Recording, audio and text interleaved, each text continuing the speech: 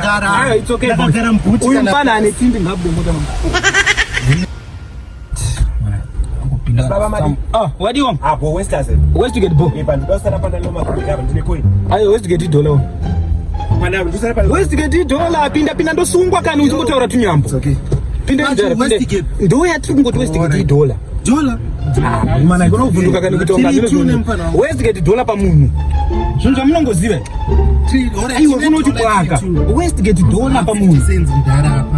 Sweetie bo. Moyodi. Westgate door. Unakwenda? Bopina. Mujara zviri fere. Ko wanditi $1 wana. Watiti $1 wakuti uyu 50 cents. Mota ndiani? Ayo usati bwaka, mota ndiani? Mfana wangu tobude. Ndiri kubvunza zviri simba kwamana mota ndiani? Amunongobuda man. Muzatisa mufana totenda tazadza mota takadaiso. Makuti kwanzi uyu 50 cents. Zvine inewe ndati mota ndiani? Nai wadira fio? Tisi tangu kumbira wanu tisina mafi. Imi makumbira bada sikuita. Muri musikana here? Aiwa zviki. Muri vasikana here? Makumbira bada sikuita. Aiwa tine 50 cents. Wangu handizvo kunetsa newe. Ona. Usauye mota mangu manje wakatinda musoro wako blue. Uchida kuita kunge mota yako ani. Saka blue ine. Aiwa chibuda mota mangu kutsenga. Mutevo ndewe chi. Buda mota mangu. Ndinga mafanidzo. Amana. Ini nachitosara murodi. Aiwa it's okay.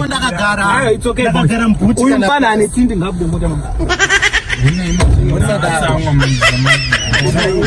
Pora kuti ndakagarisa uyu pakado mana. Ndiri kuchiko kuda mota mangu garisa uyu. Kuda mota mangu kana wangu chiko. Sadaro. Uneta kunono. Chiwa. One munzi ndewe tsi. Mumudza apano. Mota mangu amunwesha. Aiwa akuti kurete seko.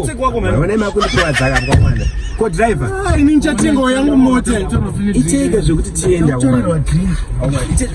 Ya nchabhadhari dringi ringana 50 cents.